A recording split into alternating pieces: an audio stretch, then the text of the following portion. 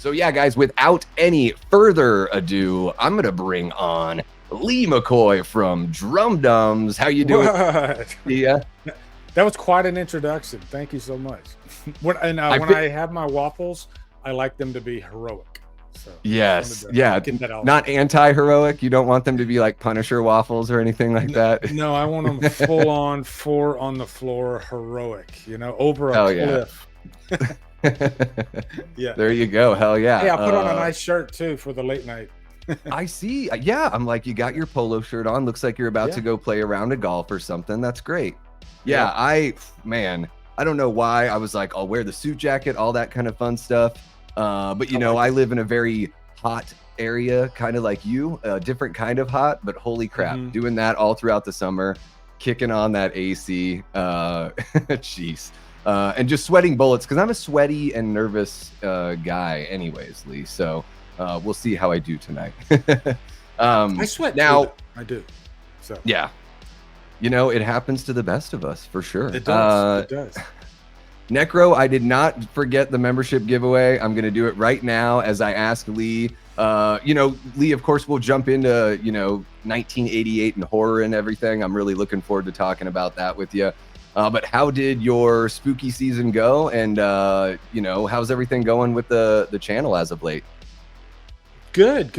I heard you talking about getting dressed up in the curse mask is my go-to mask too, and I have quite a few masks over here, but I always put on the curse mask when I go out. I used to go out like every year, but last night I literally had the coveralls out and I had the mask out and I was ready to go, and I look out the window, there's nobody outside. I was like, holy shit, there's like nobody freaking doing any trick-or-treating. It's like they do it in a small little window, and then as soon as it starts getting dark in my neighborhood, they stop doing it. So I didn't get the chance to do it. When it gets dark.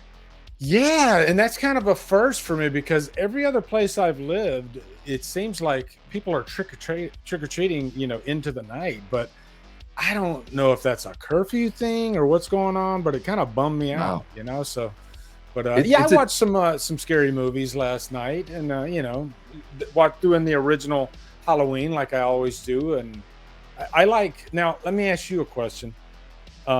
The version I watch, and you might have saw my post on Instagram, but I always on the 31st. Yeah, I do the 4K throughout the year and stuff like that, but on the 31st, it's got to be the 2000 THX DVD edition because the color timing is unlike any other. It's just like the perfect levels of sunlight with the blue darkness. Everything that Damian Maffei would be jealous of. Okay. It's amazing. Yeah, I remember that was like probably the first one that I owned way back in the day. And I must have lost it at some point. I've got the Shout Factory Blu-ray set. So I don't even have the original on 4K or anything. Honestly, I've got a 4K TV. I don't have a 4K player yet. I've got a bunch of 4Ks, but I'm just sort of sitting on them until I make that jump. Because sometimes even like Blu-ray for me, when they do the transfers, if they don't do it the right way, it can sort of spoil some of the effects. And there's certain things there that you have to like really have a nice touch with. I really like the Jaws Blu-ray because they did like color correction on the sky and the water, like those sorts of things I'm totally into. But I don't want to see a bunch of strings, or not that Halloween would have anything like that. But I remember that cut. You had the one with the hologram on it. I remember that. Yeah, it was a 2-disc edition, and and it was like 30,000 of them were made. I think it's got a number on the back of it and everything. But the second disc is the TV cut.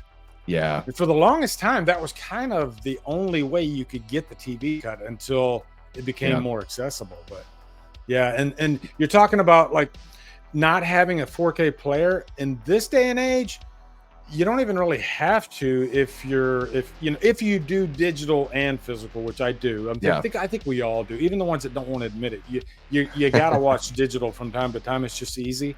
And sometimes when I don't have the 4K and I'm really in the mood to watch a 4K version of a movie, especially a newer movie, I'll see if it's on digital, and if I might have it on Prime because I'm a Prime member. And Mhm. hey, that's the 4K version. I might as well stream that. So Yep. I don't discriminate on either side. Yeah, and I think that's the important thing is like I think, when it comes to physical versus digital, it's like there's room for all. It's nice to have those things Mhm. physically just in case. Or, Yep. maybe you take a trip somewhere and you just want to like have that copy with you, bring that digital copy on your computer or whatever. Yeah, I think that's totally fair there. Yeah, there's Let's a see mood for here. everything. You know, Exactly. you could be in a VHS. Sometimes, like in my studio here, I have Jolene, my big TV with the VCR next to it. And sometimes I'll be like, hey, I feel like I want to watch Cobra on VHS, and I'll just come in here and sit down and watch Cobra on VHS. It's cool. The perfect movie to watch on VHS. Oh yeah, it is. It Cutting just really pizza and puts you in everything. that spot. Yeah. So I did gift those 5 memberships. I just want to shout those folks out. So Jordan Decker, Lil Boozy Bert, D Harp 666, Solvents, and Cody were gifted memberships. So congratulations, everyone. And I love this right here. Foz Rotten shouting out one of our favorites there, Megadeth, with a little sweating bullets. Great freaking old- album, by the way. Countdown my to gosh. Extinction. Holy It's crap. incredible. It's incredible. Some say it was like too slick or whatever. I don't know. I would put that up against the Black Album any day of the week as far as like a more like poppy metal record. I think it's way better, but whatever. I'm a Megadeth guy. Well, I mean, Dave Mustaine wanted that album to be #1 so bad because he wanted to. Yeah, you can't beat the Black Album, but if I can at least make it #1, and it went to #2. It got beat by, I want to say it got beat by Whitney Houston. I can't remember, but jeez, yeah, it broke his heart, because it's such a great album. It really is. Yeah, Megadeth is like the Beach Boys to Metallica's Beatles. There was like that competition. That's the perfect comparison. The competition, and then the depression that goes along with not being able to like rise to that. Even though, I think once the legacy is all said and done with bands like the Beach Boys and Beatles, like they're pretty neck and neck. And I would say, even though Metallica has the album sales, all that kind of crap, like I do think Megadeth has better quality songs, and I'll take that to the grave for sure. No, I'm right there with you. I honestly, I'm right there with you. I've always been more of a Megadeth guy, and I think Metallica, and this might be controversial, but after Injustice for All, I got to give credit to the Black Album, but my Metallica is Injustice for All and back. That's like today. Matter of fact, funny enough, today I watched the Grammy Awards when they performed One in 1989 on the Grammy Awards, and there's a moment like you can tell James is a little nervous at the beginning of it, and then as soon as he does the darkness, he like looks at the camera and kind of like, okay, it's fucking on, and they just like rip. And I think that was kind of the peak right there. Yeah, and that was, I think, was that the first year they had like a heavy metal category? I think I just watched that the other week. It was like, is it Billy Crystal that introduces them? Yep, that's it. Maybe that's kind of catching the algorithm right now or something because, and they lost to Jethro Tull. That is crazy. Sad. How does Jethro Tull get a heavy metal nomination? Yeah, nothing against Jethro Tull, but it's a completely different sandbox, Yeah, exactly. We got Damien Maffei hanging out in the chat. How are you doing, Damien? So great to see you, man. But Lee McCoy made me take a Blu-ray of his and Kristen in a pool once. True story. There it is. Damien. All right. Yeah, hell yeah. Let's see here. Thank you so much. Appreciate the reminder there, Jamie. Yeah, hit the like button, subscribe if you haven't yet. I'd imagine there's a whole bunch of new people hanging out in the chat. Really appreciate everyone that's a subscriber of Lee's that's given us a chance tonight. That's awesome. If you're new to Lee, what the heck are you doing? Get on over there, subscribe now. I've got links in the description below so you can follow his main channel as well as his second channel, DRUMDUMS Extra, and got some other social links in there as well, Lee. So any of the folks that are late to the game can hop on. There's an incredible amount of content over there. We have snacks. Yeah.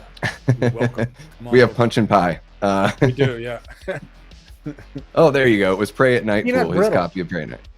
The peanut brittle like George McFly, just sifting I always through. think of George McFly when I pass peanut brittle in the Dollar Tree. And it's insane. at the dinner table, like, aren't they in the middle of dinner? Why Like, do you got a bowl of peanut brittle and it's watching Jackie Gleason. Yeah. yeah. Lorraine's just like hanging out with a bottle of vodka. Oh man, I know she's done. Kind of she quit a few years ago. It's a grim beginning for Marty. No one talks about the grim beginning. It's almost like one of the families in A Nightmare on Elm Street, because it seems like all the kids in those movies have like severely like neglective alcoholic parents. And the dirtiest walls. Exactly, yeah. And the dirty walls in A Nightmare on Elm Street really cracked me up. So yeah, you know, we're here to talk about horror from 1988. I know we missed the 35th anniversary. It's 36 years away. But when I looked at this list of movies, and I know that you've talked about many of them over on your channel, Lee, I was like, this is an incredible year for horror, and like a whole, you know, some really kind of all over the place, similar to what we've gotten. Like 2024 has been pretty wild with horror. Like it seems like we've gotten a little something for everybody, and I think 1988 had that as well. So I wanted to, you know, pick your brain or just sort of share some memories about a handful of these. I did put a poll there in the chat as well, guys. What's your favorite horror sequel of 1988? So there's a few choices in there for you. Halloween 4 is destroying this poll. Out of 34 votes, 53% of people have voted for Halloween 4. I'm guessing that that's where you might put your money as well. I know you're a massive fan of The Return of Michael Myers, Lee.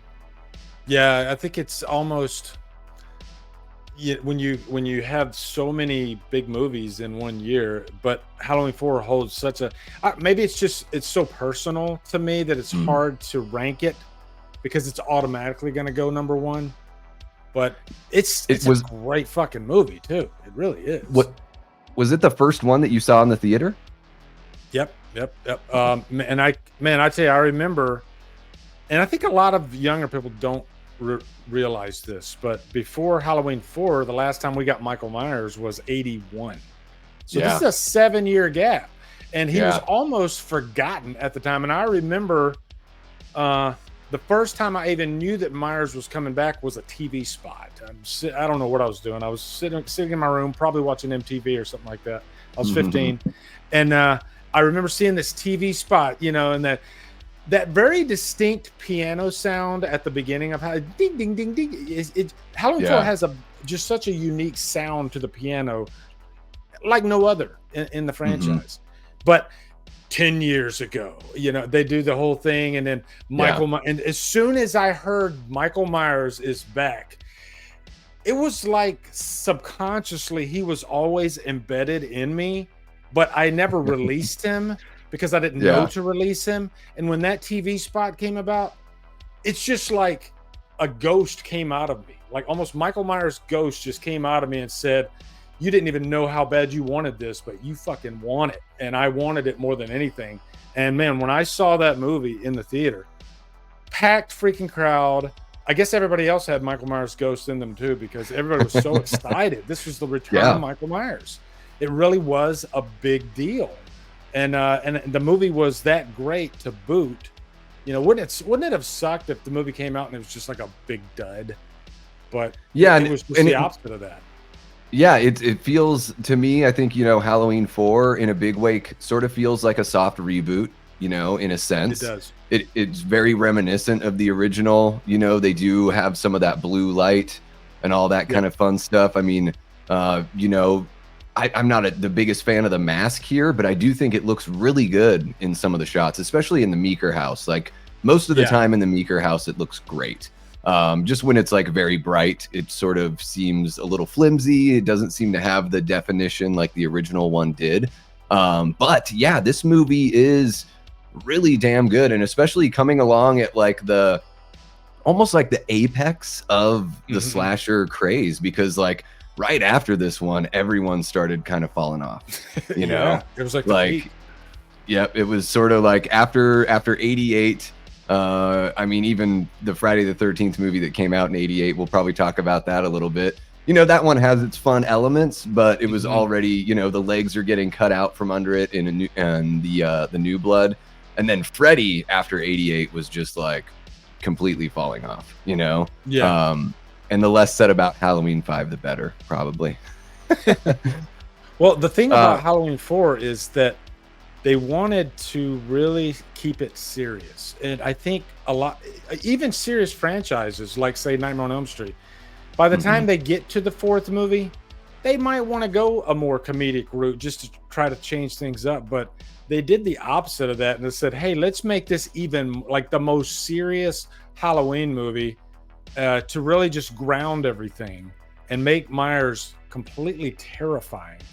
And also sprinkle in some of the best characters, you know, sans Laurie Strode, that I think the franchise has ever had. And I still think Halloween 4 has, pound for pound, probably the best characters that you really care about. There's like a little love triangle that works, but it doesn't like overpower the movie. But it's just strong enough to where you care about Brady, you care about Rachel and Jamie. And by the time it all comes to a head, and you're so freaking terrified of Myers. He's on that roof and he's just coming after Rachel. And I remember everybody's just like screaming at the screen. They wanted her to survive so bad. It wasn't a situation where you're like, please kill them. No, it was like, please survive. And by the time they were done and they're sitting on the couch at the end, it's like everybody's taking a breath. Even the audience is taking a breath with Rachel. And then it's not over. The movie never lets up until the credits roll, and then you're just got a chill down your spine. And honestly, I don't think Halloween's done that to that extent since. Yeah, I mean, probably the best ending in the franchise outside of the original. I mean, I love the original ending. It's great, kind of leaving you hanging there. And also, like, at the same time, it's like it's one of the best endings, but it's also maybe one of the reasons why it was really tough to pick up the pieces from there, because like, where do you go? It's almost like a question that you don't want answered as far as, you know, what happens to Jamie, because then they sort of paint themselves in that spot where it's like, okay, what do we do after this? But yeah, I mean, I totally agree with you that it's like, even in this MTV age, they don't, you know, the characters aren't like overly like boisterous and loud or annoying or anything like that. Like they are pretty much immediately in the next film. They sort of start acting like characters from Friday the 13th or A Nightmare on Elm Street.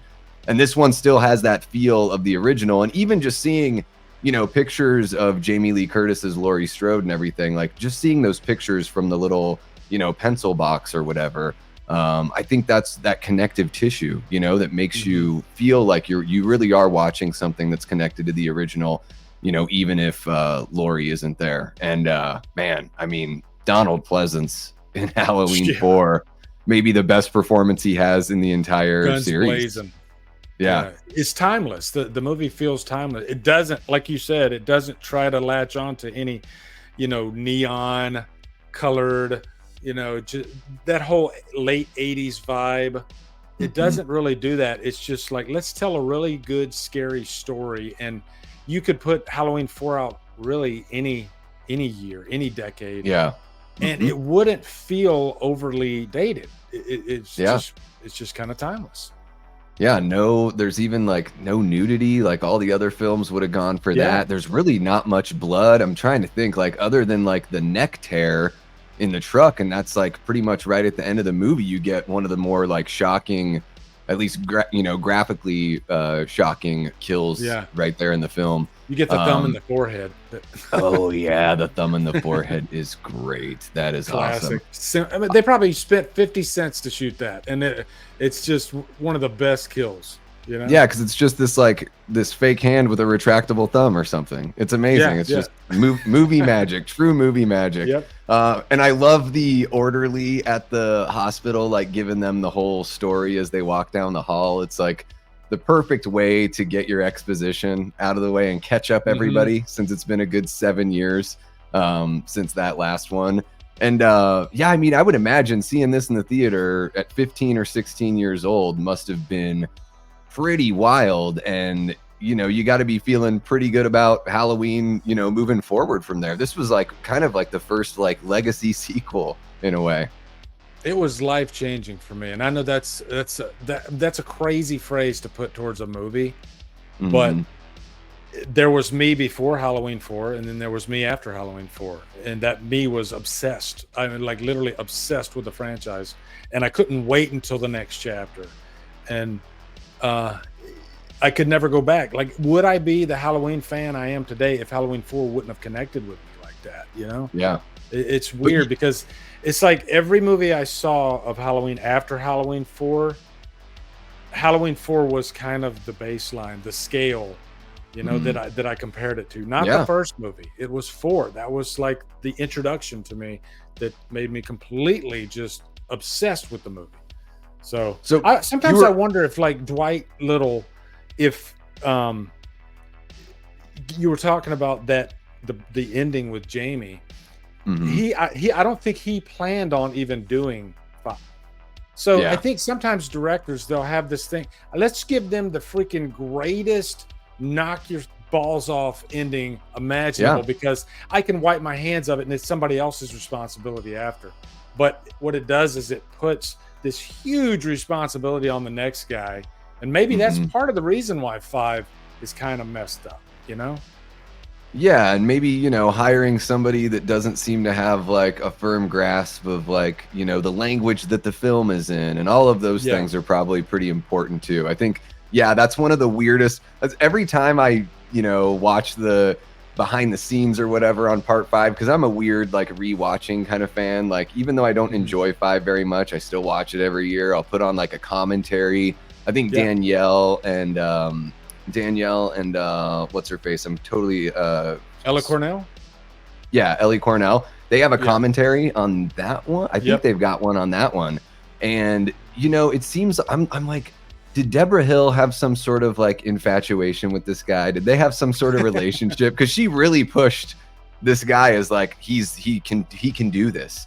And I feel like that's where the root of the problem is Dominique Othen and Gerard directing Halloween 5 is like, that's the big thing. Yeah, and I know Dwight didn't want to come back because he was basically like, I just did the friggin' impossible, you know? Like, I got really close to John Carpenter's original, and I don't want to try to do that again, you know? And I can certainly respect that because, you know, even though Halloween 4 lands kind of, I think it's like right in the middle of my ranking, it, you know, I still really enjoy it, and it is one of the fan favorites. You know, I would say most people would say either Halloween 2 or Halloween 4 is like their second favorite in the franchise. Maybe now, you know, you do see people say in 2018 or even H2O. Shout out to Barry from Wolfman's Got Nards. The people that say H2O is the second best in the franchise are on a really fun island with like 5 people. 5 people and a bunch of shitty masks just all over the beach. Well, he even admitted to me when I was on a stream with him a couple of weeks ago, and he said, as much as I love H2O, I understand why people don't really have it because it feels so far removed in tone from the rest of the franchise. So at least he can acknowledge that, just like I acknowledge, because that episode we were talking about Curse, and you know, as much as I love Curse, I can't deny the problems that movie has. But the movie's like a freaking warm blanket to me. I can't get enough of it. You know, so and I think that's all the Oh, go ahead. I was just gonna say, you know, I think that's the most important thing, right? Is just having that good, just having that sort of sobering knowledge of, you know, that even if you love something, it's still okay to criticize the things that don't really work. And we live in this day and age where it's like, no, if you like it, you love everything about it, and it's absolutely perfect and infallible. We do that with like politicians and music and movies and just whatever in our lives. It's kind of crazy where it's like, man, I think we just need a little more nuance, like all around. So I think it's good to have that sort of reminder. And you know, Barry's a total sweetheart. I love the guy. We've gone back and forth about H2O as well, and he takes a lot of shit for H2O. He does. I'm sure he does. And you know what, man, the first act of that movie, like the first third of it, is off to such a great start. And I feel like it just sort of like, you know, the wheels start wobbling off after that point. But I still think there's some really effective moments in there. And I mean, that was the first Halloween that I saw in the theater. So that was sort of like my Halloween 4, whereas like you're having Jamie Lee come back after all this time. I was one of those kids that rented the movies on VHS when I was like really little, like all of the other ones. So to me, it was like a renaissance, you know, and a party in the theater. And of course, I loved it absolutely. And then you watch it years later, and you're like, wait, why is the mask different in every other shot? What's going on? You know, to the movie's credit, I don't think there's any two movies in the franchise that are like two alike. You know, kind of like Texas Chainsaw Massacre, where you got the remake in the beginning. Those two movies feel very similar. You don't really have that in the Halloween franchise. I think there's something for everybody, and that's why you have people that are obsessed with 5, and people that are obsessed with Curse, and people that are obsessed with H2O. There's something for everybody in the Halloween franchise. And then you get the weirdos like you and I that really love Rob Zombie's Halloween 2 and Ends. You know, and those are, I mean, talk about movies that are, well, especially Rob Zombie's Halloween 2. I think it does have some glaring flaws, but man, the stuff that works like really works there. Like you said, it's punk rock. it is punk rock through and through. And yeah, I mean, I think that's, you know, one of the things that's really fun. Like I just dropped a ranking video yesterday, and people have been dropping their rankings in the comments, and it's really fun to see like, oh wow, we have the same like number 2 and 3, but like everything else is like almost opposite. So it's fun to see like the similarities, and then, you know, where everyone differs. Yeah, I mean, this movie is a lot of fun. One that I watch, I would say a couple times a year. I think I watched it 2 or 3 times this year. So heavy rotation for sure. Yeah. Now you had brought up a couple that I wanted to get to. We can sort of do like a little bounce back and forth. Sure. You know, you had brought up, let's see here. Let's bring in something a little, you know, it's funny.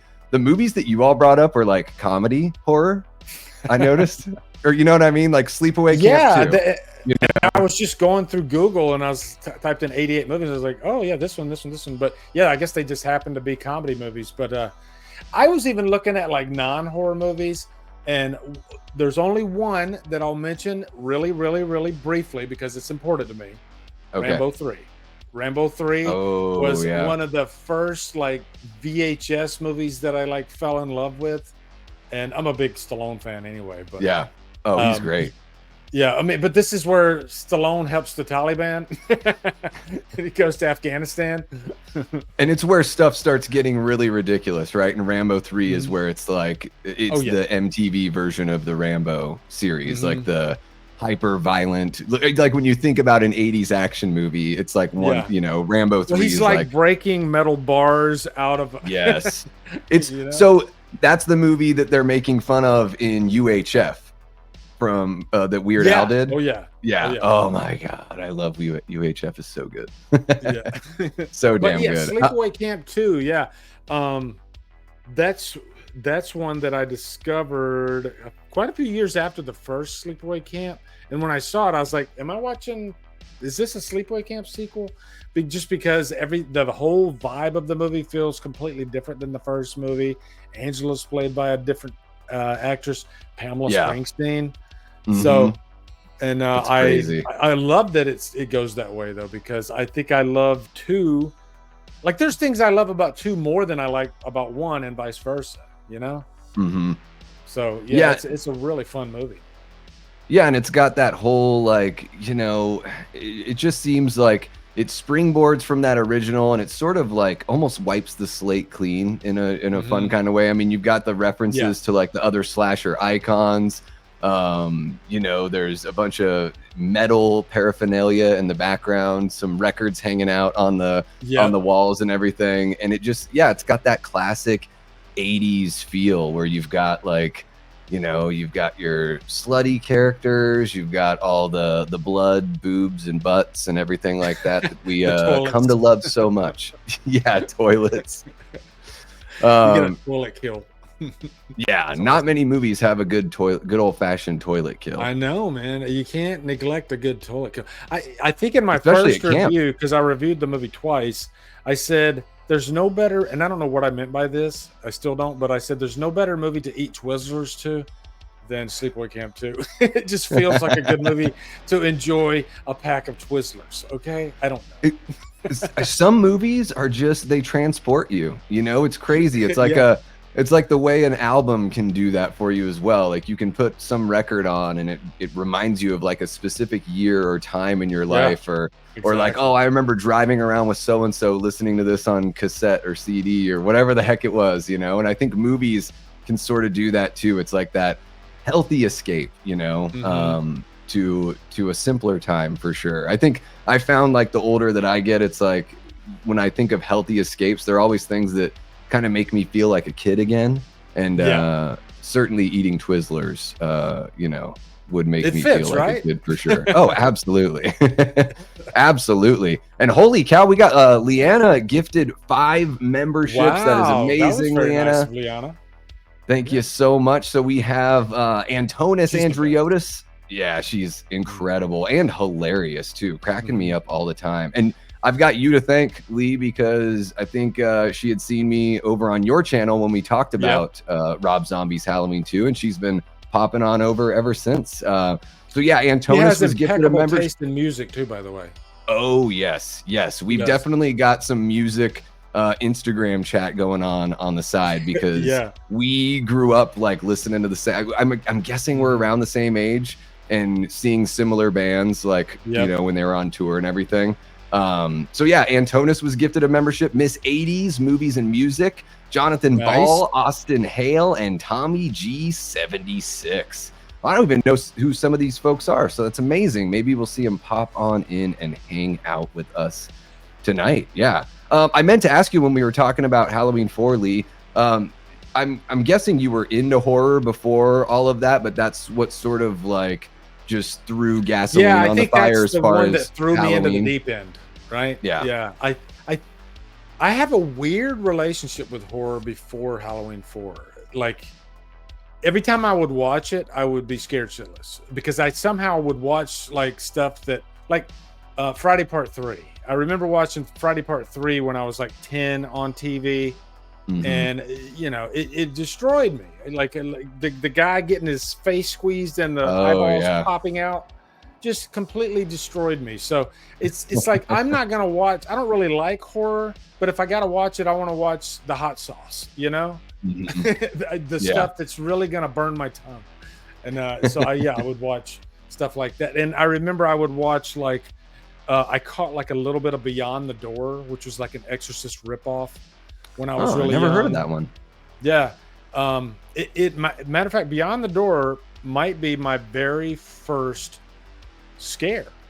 Like, you know, you go all the way back, right, to when you were a toddler, to when you can first remember, right? Yeah. Can you remember that very first? You might not have even seen the whole movie. It could be just a single scene from maybe a commercial. I saw a commercial for Beyond the Door, and it was these eyes, these like yellow eyes, like you see, like Reagan had in Exorcist. Oh, okay. And I remember, I literally, my mom told me, she goes, like, you started crying, and you started just like hyperventilating and freaking out because you saw these eyes. And so I think maybe that was the catalyst, the something that like stayed with me. And no other genre does this to me like horror does. And so I think it caught up with me by the time I saw Halloween 4. Yeah, I have a similar thing with I'm pretty sure the first thing that really freaked me out was the TV show V, that miniseries with Mark Singer. Yeah, definitely. Because I'm an 82 baby, and they must have, I think it came out in 82. They must have replayed it in the mid 80s, and I saw it, you know, hiding behind my mom's recliner chair. It was like V and Large Marge from Pee-wee that like really kicked off me being scared of stuff. But then at the same time, like it was invigorating, like it was thrilling. And I got into Jaws as a young kid. Yeah. And so it was like from there, you know, the first time I saw a Halloween movie was the original Halloween 2 on TV. And it was like that, you know, I was probably like 8 or 9 years old, and that just sent me right over the cliff. So yeah, I mean, I was a fan of that as a little kid, but Halloween, you know, is also responsible for turning me into the freak show that is standing before you today. I wonder if there's a way they could ever get like a tally on this, but like what fictional character has scared more people for the first time than any other? And I would wager that Myers probably, he might hold that title, because I've heard so many people say that Myers was had such an impact on them in terms of like freaking them the fuck out. Yeah. You know, my son, he doesn't even like horror movies, is afraid of Michael Myers, or he was when he was young. You know, yeah, he didn't want to go like get that away from me. That like freaked him out. That mask. Yeah, and I would bet that Myers probably holds the title, at least for the first person to really just freak people out. Yeah, there is something about being watched, and there's something about the unremarkable features on the face. You know, that you can't quite figure out what's going on behind the mask. There's like this total unknown to it. And yeah, I think that's man, what blows me away is like last night when I'm handing out candy, little kids are coming up and they're like, "Hey, Michael Myers." Like they know who he is. And I guess maybe it makes sense because the movies are out, and of course their parents are probably my age and all that stuff. But it's amazing to think that like, wow, Myers is going to be like, he's right up there with like Dracula as far as like greatest horror villains of all time, like icons that will be remembered long after we're gone. And that's pretty rare these days, because, you know, we see with guys like Jason and Freddy that, you know, you can do a remake and it can sort of be like the death nail, you know? I think Myers, and you correct me if I'm wrong, but I feel like Myers has kind of lapped Jason now, because let me explain that. What I mean by that is, back in the 80s and 90s, I felt like Myers was still more of a niche character. Like true horror fans loved him to death, but he wasn't like, say what Freddy was. You know, he wasn't really on like lunchboxes, and the only mask that you saw of Myers back in the 80s and 90s was, you know, I think maybe the I don't know. I don't even know. I mean, to get a legit mask back then was really expensive. Whereas now, I mean, it's everywhere. It's like, and because Jason hasn't had a big movie out since, you know, 2009, and then here comes Halloween. Like when I started YouTube, Myers wasn't what he is now, because I started in 2015, and I always take credit for this. And I'm gonna throw a dig at Jimmy Champagne here real quick, because Jimmy Champagne made he said I'm gonna take credit for this. I was the guy that got the ball rolling for the Halloween updates. No, because he said he did it when John Carpenter announced that he was coming back to 2018. Nope. This guy right here did it when Halloween Returns was first announced back in like January of 2015. And I like giving Jimmy shit, but yeah. And when I did it, I was like, nobody's gonna really watch this. Like, he's still such a niche character. Yeah. And as soon as John Carpenter came into the fold, it exploded. Everybody, John Carpenter, Jamie Lee Curtis, the mask comes out. It's the most fucking awesome mask we've seen in decades. Oh my God. They finally got it right. Perfect storm of everything. And then 2018 comes out. It's a crowd pleaser. Oh my God. Myers was everywhere. He was massive from that point. Yeah. So, and he like, it's crazy to think that 7-year gap in the 80s. So Jason and Freddy eat everything in the 80s. They're the ones that are responsible really for, you know, Myers kind of kicks off the craze, but they're the ones that sort of carry it through. And then everything changes in the 90s, and slashers got like kind of weird, and Scream was like, well, we're going to shift gears and do this kind of slasher. And so, you know, that's kind of what happened with them. And then, I mean, the Rob Zombie remake, I'm just sort of like, I hardly ever watch it. To me, it's just like, what's the point? I would just skip and go right to his sequel. But it really didn't resonate with folks. But you know, with what David Gordon Green did, like good or bad or ugly, like whatever you think about it, like Myers is at the top of that, like, you know, slasher king of the mountain kind of thing. You know, he's king of the hill and he's looking down, and Freddy and Jason are like right at the bottom, because we don't even know what the hell's going on with those guys. I feel like there was a huge missed opportunity there, because they're still titans, but for some reason, maybe legal reasons, I don't know, but they just cannot get them off the ground, and it's frustrating. You know, I'm a freaking massive Jason and Freddy fan. Oh yeah, I hate that they're, you know, I almost feel guilty because my boy Myers, because I'm a Myers guy, I feel like, okay, he's getting all the love, and I feel kind of guilty for the Jason and the Freddy fans. You know, I want him to come back. It's terrible, and it is, you know, it's all rights issues, and I think the big difference, and I talk about it all the time on my channel, like, I don't cover news all the time, but when all the Crystal Lake news comes out, because it seems like that show's been sputtering for just over 2 years now, and it just had to start from scratch again. You know, I'm just sort of like, man, the big difference here is Malik Akkad cares about the fans and cares about Michael. And, you know, of course, cares about his pocketbook. It makes him money. Yeah. It's his legacy that he's leaving behind. But, like, you know, I can speak from my experience hanging out at, you know, H45, that, like, he really does love the fans. Like, he was going around and mixing it up with people and engaging people, not waiting for people to, like, come up to him. And it's like, so yeah, it's the way he makes a living, but there's passion there. And I think that's the difference. The people that have the rights for Freddie and Jason, there's not really they don't feel a directive to do anything, unfortunately. And I guess we can talk a little bit about Freddie and Jason, because they both had movies that came out this year, you know, in '88. Friday the 13th, Part 7, The New Blood. Oh my gosh, what this movie would have been if they had kept the gore in there. You hire an amazing special effects wizard in John Carl Buechler, and then you just cut everything. And then even worse, they didn't keep the footage, so we'll never have that repaired version of the New Blood. But it's got a great Jason, a little bit of that supernatural thing with Tina and her telekinesis and all that. But a movie where, like, so much falls flat for me, but man, I love the way Jason looks. What do you think about The New Blood? And did you catch this one in theaters when it came out? Yeah, this was the very first Friday movie I saw in theaters, actually. Again, packed house. Everybody was excited. You know, this was when Jason was king. And we're coming off the heels of 6, which was massive.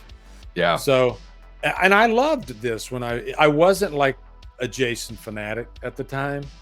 But so I guess I didn't know what to expect. And to me, as it was unfolding, I was really surprised because, we got this telekinetic protagonist, which we've never done that before. And then you got Kane Hodder's best. I don't care if that's a fact. That's his best version of Jason. For sure. From Part 7. He just looks amazing. He's got the mannerisms, you know, the Kane mannerisms. Ironically, his first movie is where he's more signature than the rest of his movies. But I really enjoyed it. And that big showdown at the end, because of the nature of the movie, and you have this supernatural aspect with the telekinesis, maybe that's why I didn't mind that it wasn't so bloody. Gotcha. Because it had that supernatural thing going. Whereas if it would have just been a straight up, then I probably would have wanted more blood. And really, if you think about it, I don't think 6 really had that much blood either.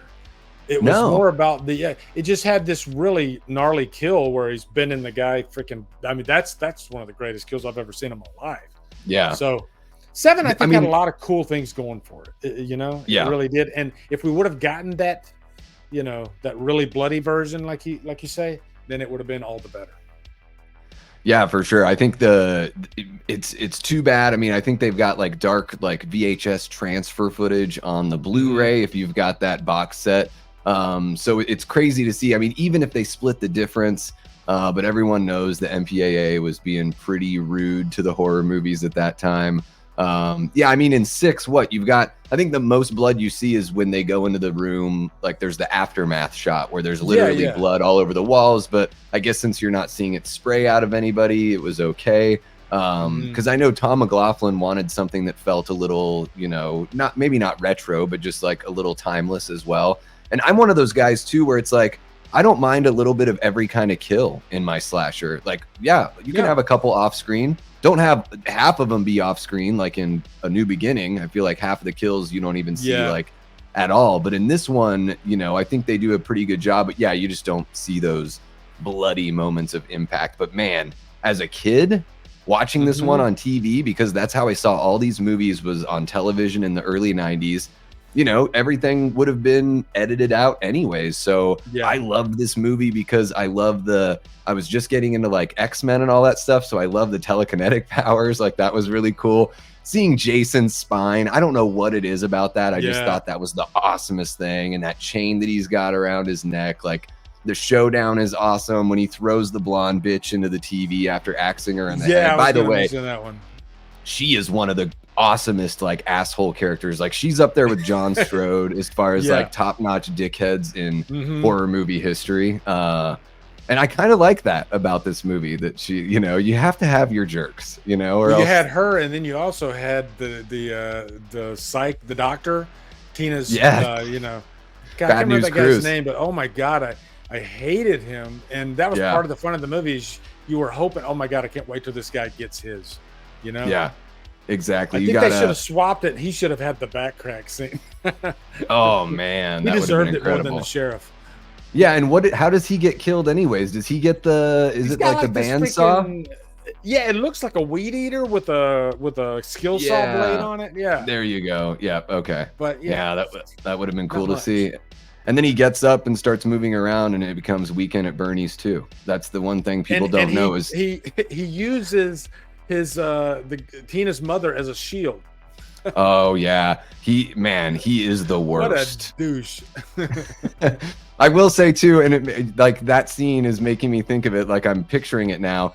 I think they filmed that movie like in Tennessee or Kentucky or some place where it really doesn't look like an actual forest. Like the trees are all like dead Christmas trees. They're all like 5 feet apart. I'm like, I grew up in the forest. I've seen the other Friday the 13th movies. Like, this is not Crystal Lake. What the hell's going on? And yeah, one of my favorite scenes in this movie is I really like the you know, the nerdy girl that gives herself the makeover and everything, and she's got that really suspenseful scene like in the shed trying to hide from Jason. That shit freaked me out as a kid. Like, you know, as soon as Jason sees you, you're done. Like that's it. He's gonna find a way to get you. But I like how they had this whole little, I don't even know if you'd call it a montage. Like, okay, I'm gonna get all hot now, you know, and get dressed up and everything just to go get killed. Yeah. Well, and what does she say? She's like, need a little work my ass or something like that. And it's like, well, no, but you actually just proved that you need more work because you did yourself up. Like, she should have just went for Star Mummy. You know, that dude. There you go. Exactly. Yes. And you know, this movie has one of my favorite shots. And you know, in instance where it's almost like they're trying to do a little bit of a Michael thing with Jason, where he's like in the kitchen and the character's walking by and the lightning flashes and you see him like hiding in the corner of the kitchen, but you like blink and you miss it kind of moment. And they just don't really do that with Jason. Usually he's just so brutal and so like out there. He doesn't stalk as much as somebody like Michael would, but very effective, especially because Jason's just, I mean, he's like full universal monster. I think you're right. This is the best version that we got from Kane for sure. And you know, it's unfortunate for how many times Kane played Jason. He's not, he's in the weaker movies, unfortunately. I think that's what hurts him. Yeah, I mean, I think if he were in Freddy versus Jason, and I know they didn't want the two characters to be like the same size, but I don't know, whatever. Like, be creative. Like, if Peter Jackson could make Lord of the Rings with like forced perspective, you know, camera tricks and all that stuff, then come on. If Kane were in Freddy versus Jason, it would have been so much better. That's all I'll say about that. For sure. Yeah, and let's see here. I think what I'm going to do, we're about an hour in. I'm going to gift another 5 memberships. I'm going to do it. You are the man. I figure why not do it at the beginning of the month when you get them. Boom. There it is. Gifting 5 more memberships. Hell yeah. All right. So we've gained 15 members here. Ian Lives, Flet's Movies and Pop Culture 13, Cameron Stewart, That's Andrew, and Wilkie's Movies and Music. All right. We got a couple different movies and musics account here. And I do want to remind everyone about the poll. We have 57 votes. You guys are amazing. Holy crap. Halloween 4 has 54% of the votes. Of course. And I'm kind of surprised because I get it with part 7, Friday part 7, but Nightmare on Elm Street part 4, I think is kind of underrated. And Hellbound, Hellraiser 2, I know that for some people, that's their favorite in the franchise. That's a big one. Yeah, for sure. And that's really, you know, it's sort of where the lore like really opens up with Hellraiser, and it becomes something totally, you know, dreamy and surreal, a little bit of like a Ghostbusters vibe meets what they were doing in the first film. Yeah, really fun stuff. So I'm surprised that I'm not surprised that Halloween 4 is winning, but I am surprised that it's completely destroying the competition. Yeah. And Could be that you whole know, Myers effect right now that we got, everybody loves Myers, yes, everyone loves Myers, and I do think there is something like similar to what you were saying about Halloween 4, where it's like it is, it feels so comforting. It's like Mhm. it's one that you can just go back to. Like, the Definitely. way I am is I want to save the original for like that night or maybe the night before, like right around the Mhm. holiday. So it's like you don't want to spoil it by watching it too much throughout the year. And Halloween 4 is the perfect answer to like, well, I want something that's kind of like that, Mhm. but I don't want that right now. Oh, for sure. And moving on over to, the third of the big three here with Freddy. Yeah, Nightmare on Elm Street 4, the Dream Master. When I rewatched these in May to do my ranking, this one like climbed up a few spots from where I thought it would Yeah. be. Like I really enjoyed this It's one so fun. much more than I ever had. I'm guessing you saw this one in the theater as well. Funny enough, I saw 3 in the theater. I can't remember if I saw I might have, but I don't remember. I think 3 is so freaking epic and amazing and one of the best horror sequels out there that Hmm. it was tough for 4 to live up to it, but when you just separate them and just watch 4 on its own, there's some really cool effects and cool Yeah. ideas, I think, in 4. And I like Hmm. that, you had introducing a new final girl with Alice in it. Yeah. And Vinnie Vincent. I mean, I'm a Kiss fanatic, which of course is going to lend itself to Vinnie Vincent. And so Vinnie Yeah. Vincent Invasion having a song in this movie, which by the way, this is the only soundtrack movie that has Vinnie Vincent in it. So yeah, Yeah. that was a huge leg up too. But yeah, I have a good time with this. It's got some really like everybody remembers the one where she just keeps running in circles. There's no like Yes. blood in that scene or anything, but Yeah. it's just being in that scenario and like I think it's like a dream, right? Yes, Everybody's probably had a exactly. dream like that where it just feels like it never ends, and you're like you're looking for a destination, but you can never find it. And I think that's part of the fun of 4 and the franchise in general. It's just so relatable with a Yeah, dream like that. I think Alice, like for me, just really, really works here. And I love Mhm. I'm a fan of any time in a horror movie where you do a montage where people like kind of suit up and get their implements of destruction ready Yeah, and like yeah. they gear up for that fight. Like I love that shit I so love that much. I shit. mean, Yeah. whatever movie it's in, I don't care. Like From Dusk Till Dawn has the great one where they're like loading up the condoms and super Mhm. soakers with the holy water. And here you have Alice like putting on like one charm from each one of her friends. It's like this really sweet moment that's also like getting you pumped for that final Mhm. fight. Yeah, and, like Rennie Harlan, people do rip on most of his movies, and I would say like with this one, like I think this one really works and fits in the franchise, and to me doesn't go too far. It's Freddy is a little silly here, but he was kind of Mhm. silly in the third movie as well. I think the thing with Rennie is it's like you can never count him out because yeah, he does Mhm. have a lot of duds, but then he'll come back with like a cliffhanger, Yeah, or a Dream Master. Dream yeah, Master's really great, and it's like every third or fourth movie he comes up with something really good, and you're like, oh, okay, he's not. And I think that's kind of the thing with the Strangers. Chapter yeah, 1 is horrible, but I saw the trailer for Chapter 2, and maybe Rennie can pull it off this time. 2 does look yeah. like there could be some promise there, and I call it the Rennie factor. There's a chance that you might end up with a really good movie with Rennie. So So you're don't ever saying count him there's a out. chance? Yeah, it's Yeah, sort of like it's exactly. like the Star Trek movies. It's like every other Hmm. one. Is it Every going to other be one. good? And I have not seen chapter one yet. I just heard such terrible things Oh, about it's it. horrible. It's So just very flat.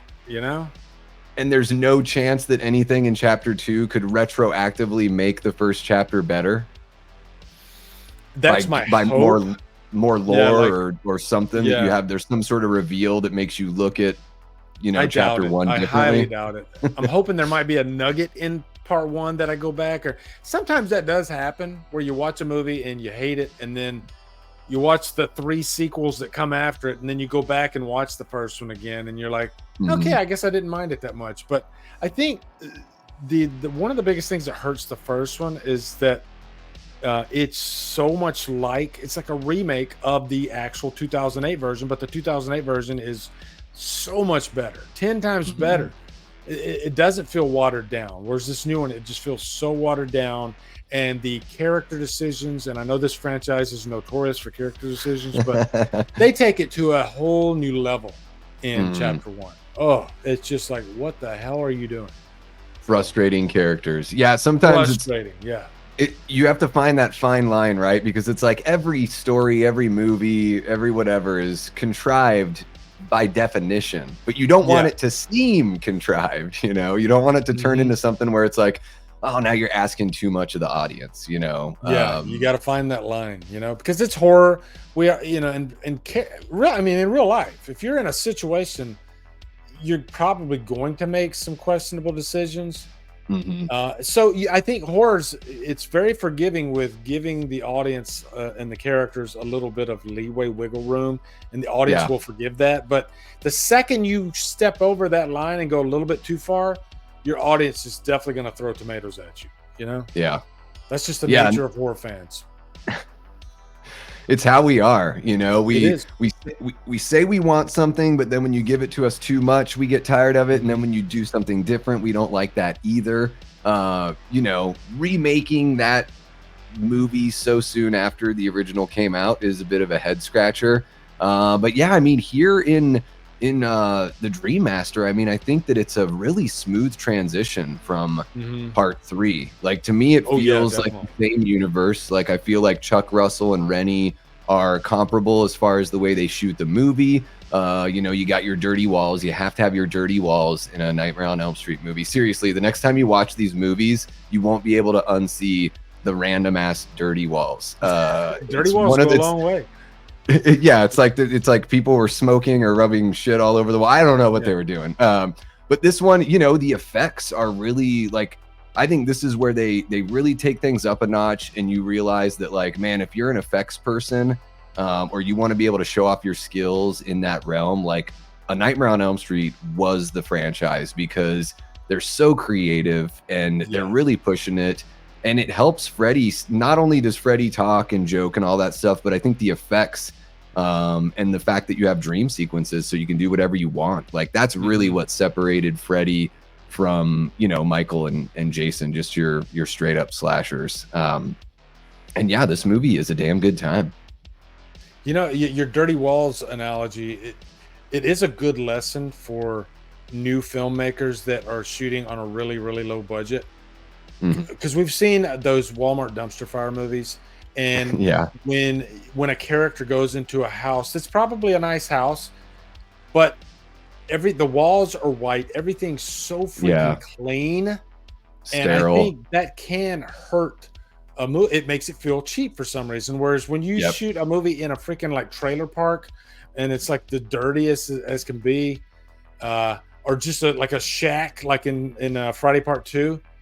It just gives the scene character, you know? Yes. And that's what you're going for. Make it as dirty as possible. The original Halloween, when they're shooting the house, they shot it, you know, old and beat up, and that just gave that house so much character. And then they went back and had to paint the thing and make it look new-ish for the opening scene. But because they were using darker lighting, it made up for that. You know, so it didn't take you out of that world, right? And plus, you have freaking John Carpenter shooting the thing. So that's a good analogy though that you came up with there. Yeah, and I think, you know, just making sure the world looks lived in is good. You know, it's like the original Star Wars versus the prequels. It's like, does this seem real or not? Because I've never, like, I guess you can say you've been, like, most people have been to someone's like pristine house or something like that. But yeah, there's something about wanting that grit to have it just be a bit more believable, you know? So you can look at like any scene in, I think, just about any of the Nightmare movies, and just freeze frame and like Nancy's room, and just count how many objects you see on the bed, on the wall. It could be blood. there's hardly a blank slate anywhere, you know, and that's Yeah. part of the fun of the Nightmare on Elm Street. You're always looking around the frame because there's just so much there, and it's just and they don't, you know, it's cheap. It's the cheapest way to make a scene look expensive as hell. Yeah, yeah, you got it. And it's sort of like, you know, when you see performers that are stiff and not acting natural, like that's the equivalent of a house that looks too clean, or you know, doesn't look lived in, or you know, I think all those old like Amblin movies, like all that, the old like Steven Spielberg movies and all that stuff, and you know, even going back to like something like Poltergeist, like it just feels real. Like you're like, these are real people's homes, but it's all staged movie magic, just like the dirty walls in A Nightmare on Elm Street. You know, there's a scene in like the 4-hour documentary for Rob Zombie, Michael Lives, I think. And man, that's such a great documentary, because the scene where like at the beginning of the movie and you got Ronnie screaming, crying shit and all that. Yeah. When they're shooting that, you see Rob Zombie like hands-on getting in there and saying, hold on, stop, don't shoot yet. And he says like, somebody hand me a brick. And he takes a brick and he takes the crib and he starts freaking dirtying up the crib with the brick, because he says, this isn't a new crib. I want this crib to look like it's just old, nasty, and you know, and this wall here, I want you to make a painting, but just like halfway through the painting, just say fuck it and walk away. That's what this character would do. And I love stuff like that, you know. That's awesome. Yeah, that as far as being hands-on. Yeah, that's kind of like that whole you know, like Kubrick was that way, where he was very, you know, people have talked about in The Shining, like he made sure to like, you know, the cans that are on like the you know, the shelf behind Jack Nicholson in one of the shots or whatever, the Indians are like the natives are all facing one way, and then there's another shot where like one of them's facing the other way, and like he was just very deliberate about all that kind of stuff. Even I don't know if you've ever watched that documentary, that Room 237. Yeah, I have. Yeah, and they talk about all those like little, there's like Minotaur Easter eggs, which is crazy. And you think like this is all like production design, and it's all world building from the director and the team. And it is one of those things that that makes a movie, it just lets you have that suspension of disbelief and like sink into the world. And yeah, I mean, for me, I know that you know, Dream Warriors is going to take all the accolades for sure when it comes to the Nightmare you know, franchise as far as sequels go, but I think the Dream Master is pretty dang good, and a great and worthy follow-up for sure. Definitely. Absolutely. Now, one of the other ones that you had brought up here, let's see here. I want to talk about, let's bring up Phantasm 2. This one's pretty interesting. Because it's kind of like, it's sort of a sequel, but it sort of feels like a totally different thing all at the same time, you know? And this is one of those movies, man, I haven't seen this movie in years, so you might have to pull the weight on this one.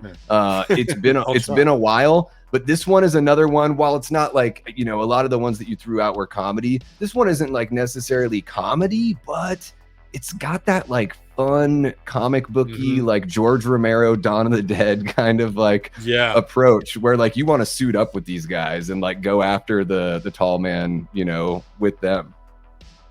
Well, this is the bigger, like this feels like the Terminator 2 compared to the Terminator. It's so much bigger than Phantasm, and the world is bigger, and you know, because Phantasm is a very supernatural type of franchise, you know, fantastical. And so how far can we take this now that we have a bigger budget? And that's what, and Phantasm 2 is easily the best movie of the franchise. I feel bad for they replaced the main actor from the first movie. He got really butthurt about it, so much so that he can't even watch Phantasm 2. Didn't they bring him back? Yeah, they did. He's in the rest of the movies, I think. But that's wild. But for some reason, the studio, because I think Phantasm 2 was when a bigger studio took hold, and they said, okay, we can make this movie, but I want you to replace that actor. And so somehow he ended up back in part 3. Yeah, that's Hollywood wild for you, though. You know, sometimes they do that stuff, but Yeah. I mean, quick aside, they tried to get Kevin Smith to replace Jay in Mallrats. They had like Seth Green audition, like multiple actors auditioned. Yeah, they told Kevin, they're like, we want a real actor. That guy's just your friend. He's not an actor. That's crazy. And Kevin's like, but he's the guy. Like, that's just him. You know, and how weird it would have been to go from Clerks with Jay, and then I try to picture Mallrats with like Seth Green playing Jay, and I'm like, you know, Seth Green's fine in most of what he's in. Like, I think he's pretty funny most of the time, but he ain't Jay. Jay's just you know, oddball. Jason Mewes steals every scene. You know? Oh yeah. Like and when I'm watching Clerks, I can't wait for Jay and Silent Bob to come on screen again. Yeah, he's effortless, and he's sort of like you know, it's like poetry that doesn't rhyme. It's just like this jazz, comedic jazz. It's amazing. And you know, Phantasm 2, compared to like even something like Phantasm 1, it's, you know, you said Terminator 2 to Terminator, and like and I start thinking, I'm like, Terrifier 2. Like that might be like the modern comparison, where a lot of the first movie just doesn't really make much sense, but it's like you said, very fantastical, and you know, it's kind of all about the mystery. You're not really supposed to know exactly what's going on. Kind of makes it a little bit better. But yeah, in Phantasm 2, they're like, nope, we've got to have an anchor, and we have to have like a more of a direction to go, and it turns into sort of like a I don't know, is it a prototype for something like Supernatural, where they sort of go on a travel movie and go hunting? Yeah. You know, it gets really, really ambitious, you know. And I remember, and it's been a long time since I've seen it too, but you know, it's hard to make a really good final act that sends it home, and I think they do it the best in Phantasm 2. And the movie, it just feels like a full meal of a movie. That's what it was. The first one, the first was great, don't get me wrong, some cool ideas and everything, but 2 is just, you know, if you want to go the bigger is better approach, then Phantasm 2 is a good example of that. Now, do you think you can sort of skip the first one and just jump right to Phantasm 2? I think it is one of those movies where you, like, I think you would understand if you did do it, kind of like Evil Dead 2 to Evil Dead. Yeah. I think you'd be fine, and maybe the chat could help me out on that, but I don't think you necessarily have to watch the first movie to fully understand what's going on in Phantasm 2. Remember back in the 80s where the trend was any sequel, they would try their best to catch the audience up, like Friday, you know? Oh my gosh, always give you like a recap. Yeah, you get Paul's like campfire speech a few times, you know, after the second film, just to make sure everyone knows what's up. I think they even brought like Crazy Ralph back to do one of the narrations of it all too. You have to do that, especially in the days where like people didn't have VHS, or not everyone had beta or VHS, so people are like, they haven't seen this movie since the last time it was in the theater, so it wasn't all over social media, and there weren't gifs of it going, you know, seeing, you know, every 5 minutes, you know. Back in the day, like I said with Halloween 4, you know, I saw that TV spot, and that was the first thing I had even heard of it. Or you might read a Fangoria magazine, and you know, I miss those days. I really do, because I think the hype for movies it got bigger, because it's like less is more, right? Well, and you weren't able to, you know, back then we weren't able to sit there and pick everything apart and try to like solve and write the movie before we went and saw the movie. And I think that's a big thing with like people being disappointed in a film, is like, well, you spent like 9 months like digging into every frame of the trailer, talking about what your theories were, what you wanted for the movie, and then you sat and watched something that it took hundreds of people or 1,000 people to create, depending on how many special effects folks are there. And of course you're going to be disappointed, because you spent all this time sort of like writing your own version. And I think that's one of the things, you know, we say like, oh, they give away everything in trailers nowadays. No, they've always given away things in trailers. That's a big thing I've learned from All the Good Names Are Taken podcast. They do that trailer park thing, and they dissect old school trailers. But the difference is, Lee, like you just said, you saw that one spot, and maybe you saw that spot once a week, you know?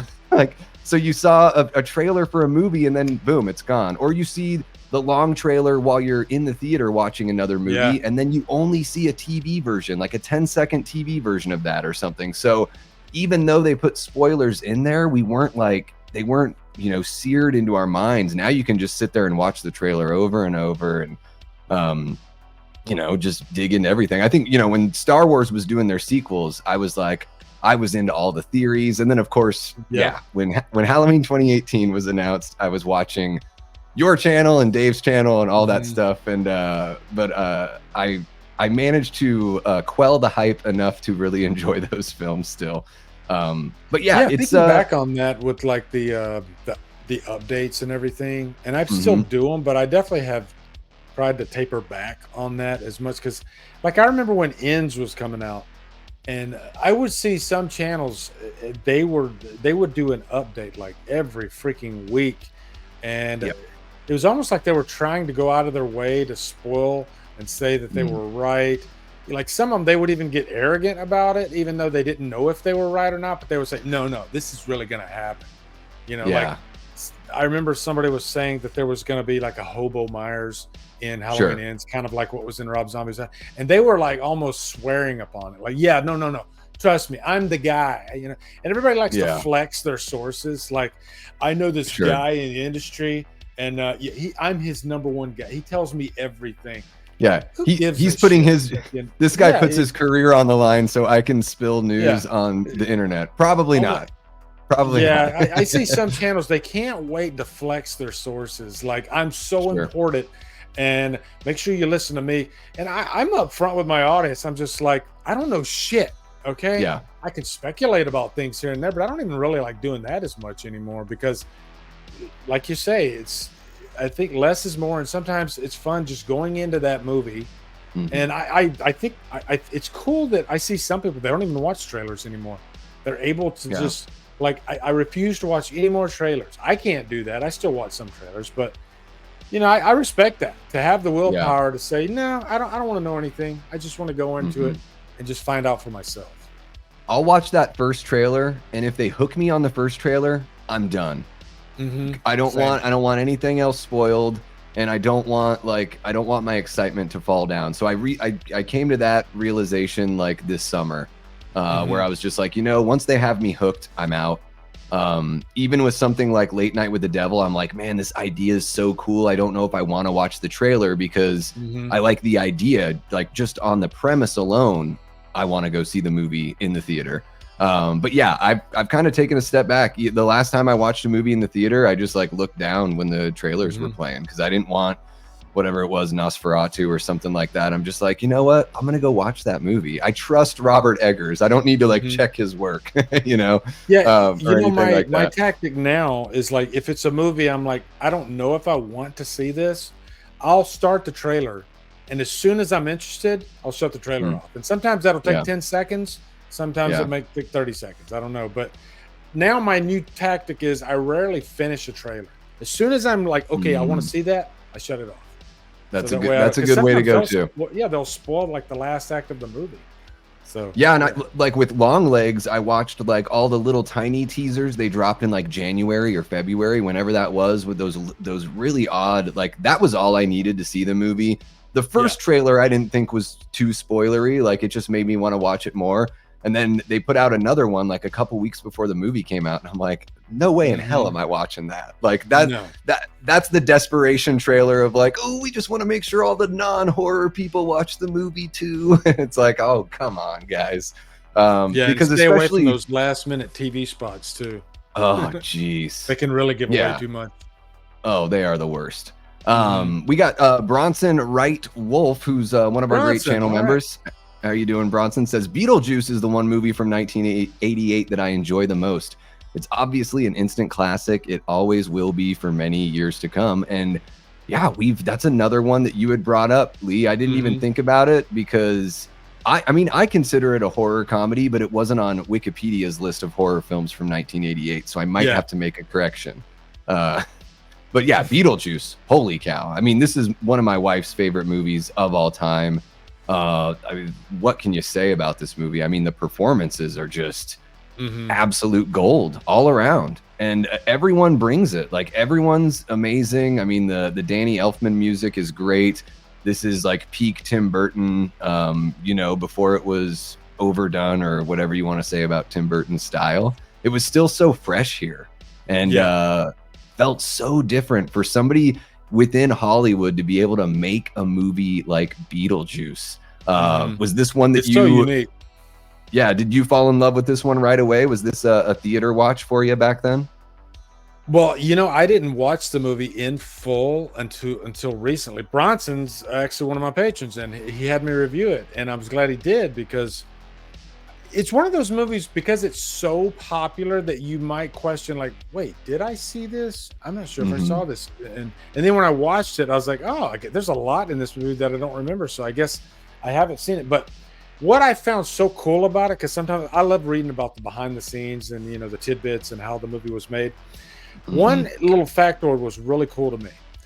It was inspired somewhat by Poltergeist. Let's take Poltergeist, and Mm. instead of making the scary part the ghost, let's make the ghost kind of the comedic part, and let's Yeah. make the family that's moving in the house the assholes. So they kind of flip the Yeah. idea of Poltergeist with Beetlejuice, and it works. It makes it for a good comedy. Yeah, it's that's a good point. It's, yeah, you kind of have like the yuppie couple who we don't even really know. I don't even know if we know what they do that made them so damn rich. But what's really Mhm. funny, like as you were saying that, I was like, oh my gosh, did Tim Burton see into the future of what he and Helena Bonham Carter were going to be like? And is that who these characters are based off of? He had some sort of glimpse into the future of There's like something to that for sure. this wacky couple who doesn't seem like they have anything in common. Mhm. But they love this gothic house and want to, decorate it and exploit these ghosts and everything like that.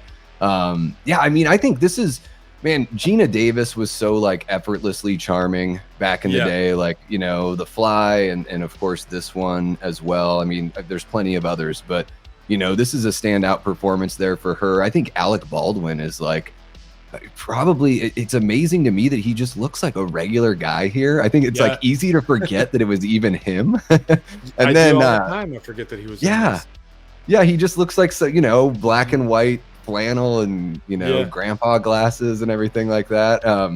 And man, I mean, Winona Ryder's fine in it. I think she's charming enough, but Michael Mhm. Keaton is like, I don't know. He just is such a show stealer, and it's like a character that he was born to play. Yeah. I saw the sequel recently, and really the only thing that like worked for me the whole time was him. And I think Mhm. that is something that's on like full display here. I don't know if anyone else could have played Beetlejuice in this movie. Yeah. He's only in the original Beetlejuice for, I think, like 15 minutes. That's it for the whole movie. Wow. But spaced out, I think, so perfectly. But you don't even see him for the first time, I think, until like maybe 45 minutes into the movie. So, and Yeah. maybe that's why you're like begging for more of him by the time you see Mhm. him. And when he does come up on this, he's really funny. He's great. Yeah, he's So, he's got this like used car salesman kind of like mhm. way about Yeah. him that's just like speaking really quickly and very quippy and hilarious, and like the way that Marvel tries to make every character now, except for here it stands out because it's just the one character. Mhm. It's that kind of feel you get here. Yeah, Beetlejuice, man. It's I can't believe that it Classic. had slipped my mind. It's an absolute classic, and if you see the sequel, you can see that it's difficult to recreate all of that magic. You can recreate some of it, but it Mhm. is tough to recreate all. I did see a couple others. I know we've been chatting for a while. I want to be respectful of your time and let No, you no, get you're good. going here soon, but there were a couple that were shouted out that I do have on the list here. Jamie Hart had brought up The Blob. I think it's, man, those three horror remakes in the Mhm. 80s, The Thing, The Fly, and The Blob, are incredible. Like, what a lineup of remakes. And I just rewatched The Blob the other night. Another Chuck Russell movie who did Dream Yeah. Warriors. He's very capable. I think the special effects here are really damn good. You never know who's going to get it, especially in the first act. Like, this movie kind of pulls out all the stops. I've had the Blu-ray of the Blob sitting in my stack for a few years now. I still have never watched it. Never ever, not once you've ever seen the Blob. And so many people tell me, dude, it's like one of the best freaking remakes, and I'm sure they're right, but I just have never taken the time to watch it. It's really fun, man. I think what you'll dig about it is it's this cool. Oh gosh, it's like they combine the effects of like the old timey Blob and the effects of the 80s. So you get some really great 80s like gore special effects, but then they also use like miniatures and forced perspective for some of the shots with the Blob. So it's like really creative. Matt Dillon's brother Kevin is in it. He plays a total badass. He has so many great one-liners. I mean, Shawnee Smith, everybody in the horror community loves her for Saw, and rightly so, but she's really charming here as well. Love Shawnee Smith, yeah. I need to check it out. Yeah, it's a really fun movie. It's a good you know, The Thing, The Fly, and The Blob, they all just knocked it out of the park. Just wanted to give a shout out to that one since Jamie said it is her favorite remake. That's really cool. A couple others that got shouted out. Pumpkinhead. You're gonna kill me. I haven't seen Pumpkinhead either. All right, we'll put that on the list. We'll talk about it next time. Lance Henriksen is awesome. It's a good like folklore horror. Stan Winston directed this movie, which is really cool. So that is cool. Yeah, I don't know if it's the only film he ever directed. I would imagine if he directed more, he didn't direct very many.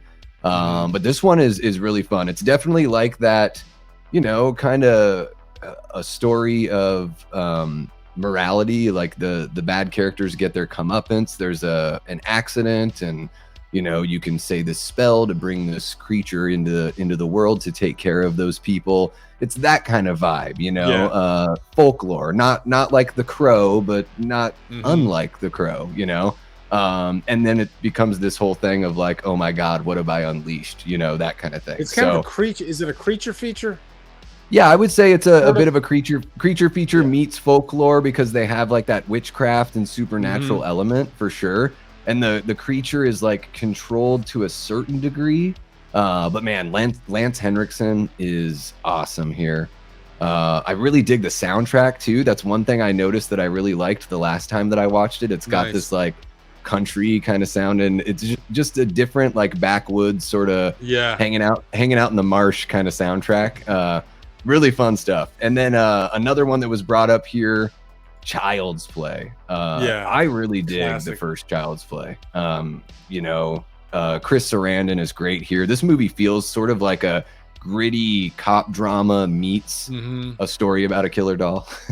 But it feels as grounded as you can make a movie feel for being about a killer doll. I'd imagine I think what made it so great is like the restraint, because that first, like when you finally see Chucky like unleash on the mother, it's a good good amount of time into the movie. Sure. And I think, you know, they played it perfectly. Let's don't make him full on Chucky right away. Let's take some time and build to it, and have kind of a precursor to it, because she sees the batteries are not there. Yeah. But then so the audience knows it's coming.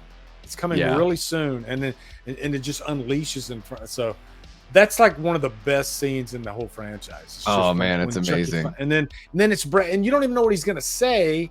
And then Brad Dourif, you know, just says just you fucking you stupid fucking bitch, you fucking bitch.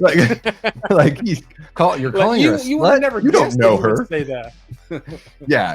He immediately is like, now that I'm found out, I'm ready to fucking kill you. I totally agree with you. I think they've got a little bit of that theater of the mind thing going on. Even though the audience knows that, you know, there is something supernatural going on with Chucky, it's like all the other characters in the movie are like, is this kid, is he responsible for these deaths? Like, what's going on? And I really like that aspect. Again, something that makes it feel grounded, even though it's like so wacky, you know. And people rip on the end of this movie, but I think it's like epic, like getting his leg blown off and like cooking in the fireplace, and like that's the thing. Funny thing about the Chucky series too is like almost every sequel, they ended in a way where Chucky's just obliterated, but you just know that they're gonna find another doll to bring him back. You have to, like, you basically have to dismember the body. Yeah. But all it takes is like one drop of blood or whatever. I think that's what happens in the first Yeah, that's sequel, if I remember. It's just one drop of blood that falls in there. And of course, they're like, well, we're going to reuse the shell of the same face and everything. It's ridiculous. Yeah. But Child's Play 2 is very, very good as well. One of the better sequels out there for sure. Yeah. But yeah, man, the first Child's Play movie, this was one of the first horror movies I ever fell in love with. I think I was watching Child's Play before I ever saw any of the Halloween movies on TV. I had a buddy of mine whose dad was really into it, and he had the VHS, so I could hang out at his house and we could watch the full R-rated everything. And yeah, this is one of those. It's funny. I can't get my wife to watch these movies. She's got a strict rule about dolls. Some people have their doll rules and their clown rules for sure, and I totally get it. But I would say, even for the folks that are skittish of dolls, I do think this first movie is worth your time for sure. I think there's kids that are aware of Chucky probably years before they even watch, because because I have a standing Chucky like right here. And my granddaughter, every time she comes to my house, the first thing she wants to do is she wants to go upstairs and she wants to go get Chucky. And then she like takes his clothes off. And so she'll put a diaper on him and then she'll change him. Oh my God. And I'm like, if she only knew what this doll was, but she loves Chucky. It's going to mean something totally different once she starts watching the movie. When she finally watches it, oh boy, you just wait. There were so many. I probably saw like 5 little kids dressed up as Chucky last night. Oh yeah. Chucky will live on forever, man, because he's got that look, and he's a doll. And the franchise is such a nice alternative to the more serious stuff, like the slasher stuff and whatnot. Chucky, it's just fun. It's just a blast. He's hilarious. Yes. There's also some good horror, some good kills in there. Like there's some creepy moments in the first Child's Play. So it's a good balance. I even think the first 2, he's more quippy in the second one, but I do think there are some, legitimately freaky moments for sure. But yeah, I mean, that first movie, like all the voodoo stuff, like when I was a kid, watching these for the very first time, breaking John's legs and all that stuff with the voodoo doll, like that really freaked me out. This movie was really effective. And what's funny is they didn't have like Chucky dolls at that time, but I asked for a My Buddy for Christmas the year that I fell in love with Child's Play, because it was the closest thing I could get, so I was one of those weird kids that was like, I want some creepy doll sitting in my room, even though I was way too old at that time for a doll. I was like 8 or 9 years old, I think a little bit too old for a My Buddy, let's be honest. But Chucky, man. My grandmother, she used to make like Cabbage Patch dolls, but they were really creepy looking. And my grandmother passed away like back in the early 90s, but she gave all the dolls to my dad. And so every time I go home to visit, I have to sleep in the room, and all those dolls are staring at me the whole time. And it's like really freaky. And my grandmother made, so there's a horror movie in the making right there in that bedroom. and the moonlight just hits them perfectly. Oh yeah, it does. You're like frozen in fear. It's like, have you seen Grandma's Boy? You ever seen that? Oh yeah. When he's like hilarious. Yeah, and the grandma's like, no one came to find me. Like, it's so cold when you're dead. Yeah. Oh, that's an underrated comedy, man. Nobody ever talks about Grandma's Boy. Grandma's Boy is one of the best. My wife and I are both big fans of Cannabis, so we're extra big fans of that movie. I mean, I think it's one of the great stoner comedies of all time. But man, it is just jam-packed with jokes on jokes on jokes. It's just crazy. Antonis has a question. Davey and Lee, do you guys like Bride of Chucky? What do you think of Bride? Yeah, absolutely. It's great. It's the bad thing about it is the movie after this, Seed, which I hate, but sure. Bride, man, it's just got the right balance, and you get to introduce Tiffany into the mix. It's got a great soundtrack, great rock soundtrack. Yeah, and I think that's because I wasn't the biggest fan of 3 either. It's okay. There's some great moments in 3. Don't get me wrong. Yeah. I mean, Don't Fuck with the Chuck is from 3. I got to give it that. But yeah, I think 4 is when it comes back into, and I think 4 is when you got to like introduce some new things, and that's why maybe they introduced Tiffany. But yeah, it's really fun. I love Bride. Yeah, Antonis, I'm a fan as well. I'm wrapping up the editing on the review that I'm doing for you. Should be, hopefully I can get that all done tomorrow. So I don't want to say too much here. But yeah, to me, it seems like a revitalization of the franchise. And yeah, introducing new characters and expanding the lore. And it's interesting at that time, you know, we didn't know that if we were ever going to see Andy ever again, or if it was ever really going to connect to the other movies in a bigger more meaningful way. But yeah, Don Mancini is able to like weave this tapestry of, horror throughout these films. This franchise. It's incredible what he's been able to do. Like it is incredible. And it's really cool when one person still gets to control their baby. I think that's very rare. So I'm very happy that he still gets to do that for sure. Yeah. And I think that might be, I think that's a good place to, I've got a few other movies on the list, but we've been chatting here, having a good talk for quite a while now, about almost a little over an hour and a half with you, Lee. Yeah, it's been incredible, man. This has been, ever since I started my channel, I was like, well, at some point I want to get Lee on. I want to wait for the right time. I want to make sure like things are moving and it's not just my first month and I'm like, hey, Mr. Lee. But yeah, man, it's been one thing you want to highlight there is I was going to ask you about this. Raymond Malabar, he says, did you see Jamie Lee Curtis backtracked on never doing another Halloween movie? Did you see that? Ooh, I did not. Yeah, she really did. So I think it was Variety. They asked her, "Would you ever do it?" And she said, "It's a quick story." She said, "Never say never," and then she hung up on them. I guess they were on the phone. Wow. And so, which is kind of weird. Like, why would you hang up on them? But yeah, she said, "Never say never." So, does Jamie Lee Curtis want to come back to the Halloween franchise? Damn. This is exactly why I think I'm okay on the Jamie Lee Curtis. You know what? If she wants to come back in some sort of capacity to, be a producer and help finance the film and like still have a stake, in the claim and be there to like help with the story or what, stuff like that. Like I'm okay with her operating in that capacity, but it's like with John Carpenter.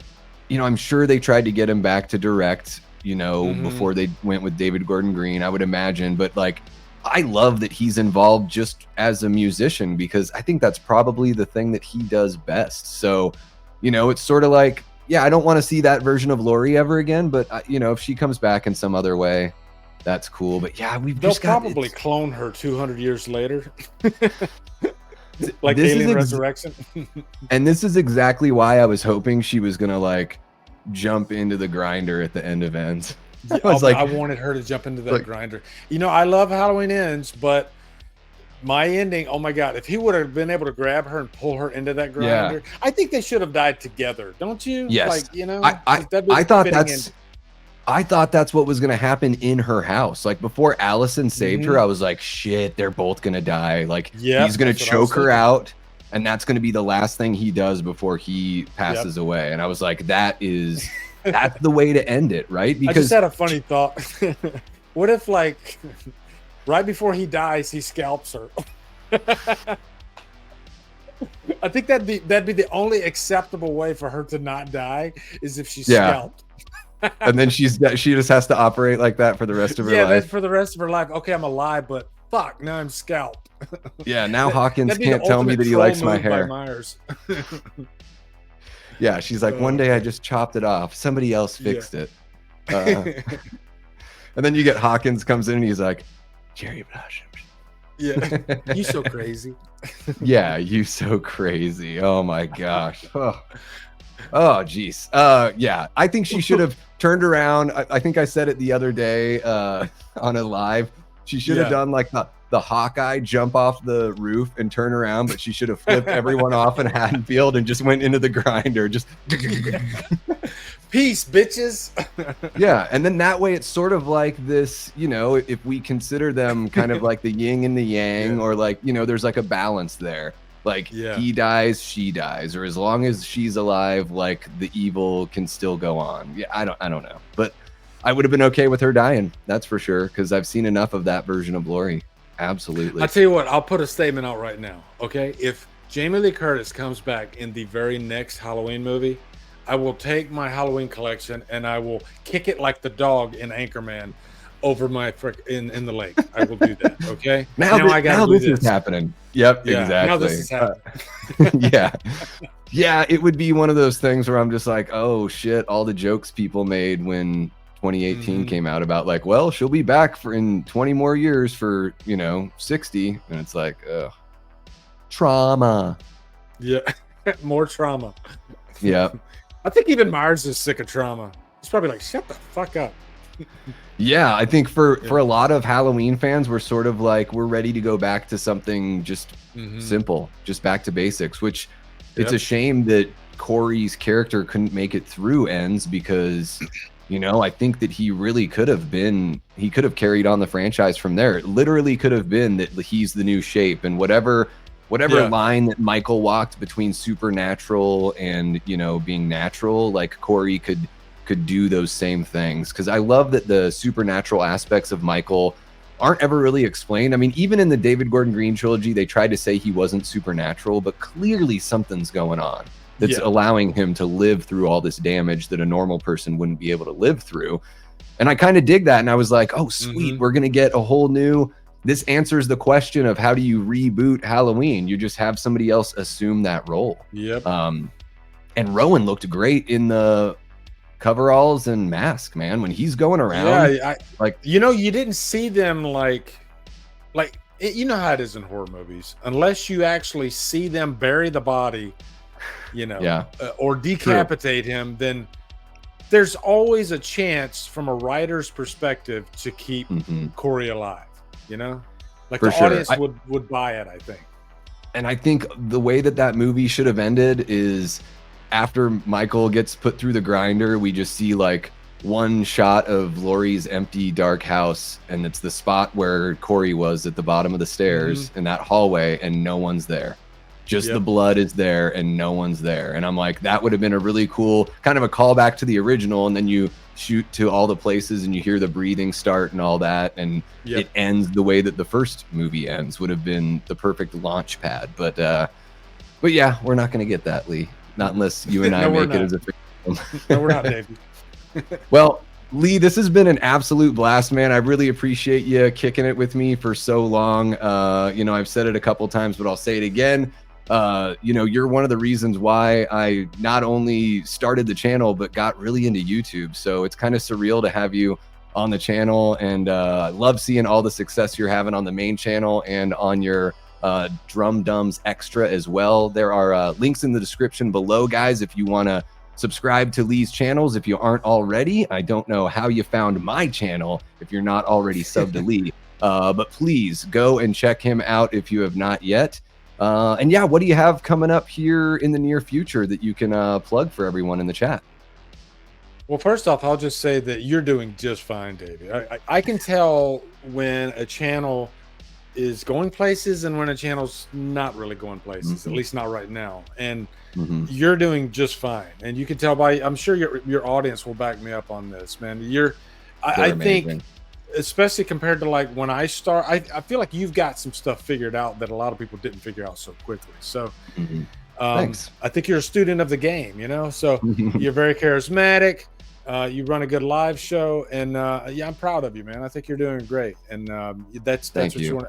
I think most importantly, you're passionate. You can tell that you love talking horror.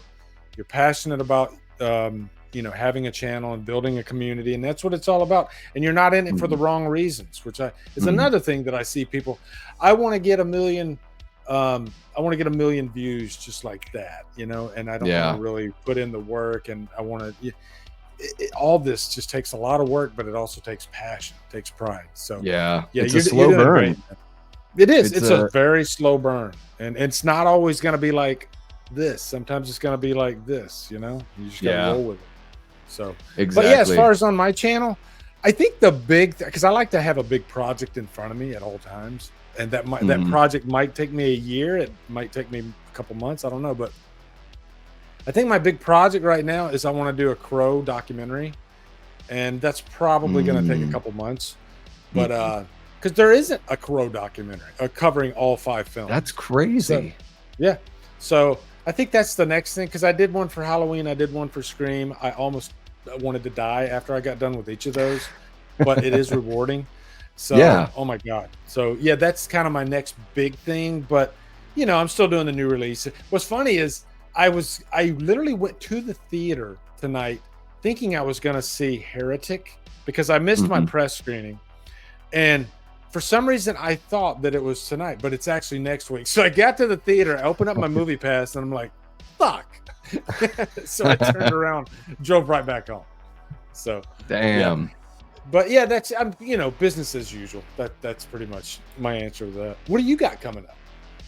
Oh gosh, what do I have coming up? Well, I'm gonna be dropping that Bride of Chucky review here shortly for Antonis. I don't do like, when I first started the channel, I was like, oh, I'll do like thematic reviews and stuff like that, and I think I'll still keep that up. But one thing I realized the more and more I started doing or you know, got into this, was the pre-recorded vids. Like, you know, maybe they're better served like not straight up doing reviews. I mean, there's so many great review channels out there. Like, I love all of you guys that do reviews, and I'm sort of like, yeah, I could say similar things, but you know, I also want to, like you were saying, like talk about something you're passionate about. And it's like, I need to find my own kind of like little corner or way to approach things. And so I'm thinking about doing, like, I'm really into Eli Roth's Thanksgiving, like super pumped on that movie still. The best original slasher I've seen since Scream in 1996. Yeah. And I love that it harkens back to like the Prowler and My Bloody Valentine. It's got that revenge whodunit kind of vibe, but updated for the modern world. Tons of likable characters, all that stuff. So I'm thinking about doing like a deep dive, like kind of like a review, but just sort of like a video essay on that one. That will be my big November project. But yeah, I mean, really, I think of this show as sort of the flagship of the channel here. I think the little niche that I'm, you know, carving out as far as giving a space for other content creators to come on here and have discussions, bringing on actors and writers and directors and stuff like that. Like, I just want to be, you know, what sort of spot, is there a void, or is there some sort of space that I can help fill in for all of us great horror fans here on YouTube? Because yeah, I want to be able to stand out, and I think of myself as a relatively personable guy, so I like to get to know people. Sure. So yeah, that's sort of business as usual over here as well. And my ongoing thing is a Tales from the Crypt full series review. So nice. I'm doing like an episode like every other week is pretty much how I've been going on that one. So that's been really fun. I don't know if you're a fan of that show, but I've been doing some collab episodes. So if you want to collaborate on one that stands out to you, then feel free to hit me up. No obligation or anything like that. But yeah, that's what we got going on here. I think somebody sent me the Tales from the Crypt box set. I haven't, because I haven't watched any of them yet. So yeah. Did you ever watch them when they were? Did you watch them when they were on back in the day? Oh, no. They're really fun. Were they on in the 90s? Yeah, it was like 89. Summer of 89 is when it started, and it ran for like 6 years or something like that. But it's, I mean, the names on the producers list is crazy. It's like Richard Donner, Robert Zemeckis, Joel Silver. It's like these big time names, and every now and then they step in and direct an episode. Like Robert Zemeckis directed the first episode. And yeah, and even they gave spaces for, like, I think Arnold directed an episode, and Tom Hanks and Michael J. Fox, and then all, like, a lot of the episodes, Christopher Reeve was in an episode like in the middle of its run. So it's really cool to see like budding stars and then full-fledged stars like come into that world. It's perfect. 25-minute episodes. Like, they don't take themselves too seriously. There's blood, butts, and boobs and all that kind of fun stuff. It's a hell of a time. There it is. Yeah, man, this has been awesome. I do want to give another, let's see here. I saw Big Rod says, DRUMDUMS, thank you for your service. Yeah, Lee, I do want to acknowledge that. Yeah. Yeah, man, we'll never forget it. It's people like me couldn't do it without people like you in this country. So really appreciate that.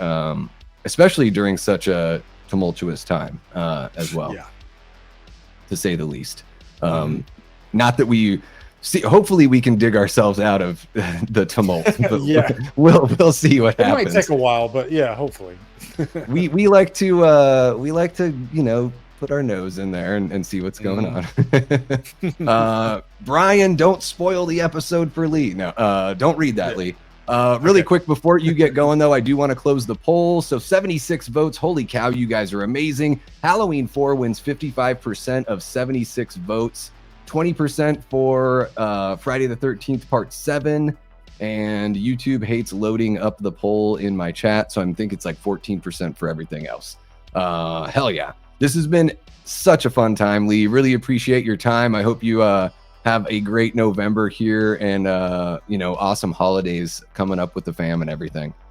You too, brother. Thank you so much for having me. This was a blast. Absolutely, man. We'll talk soon. Take care. Okay.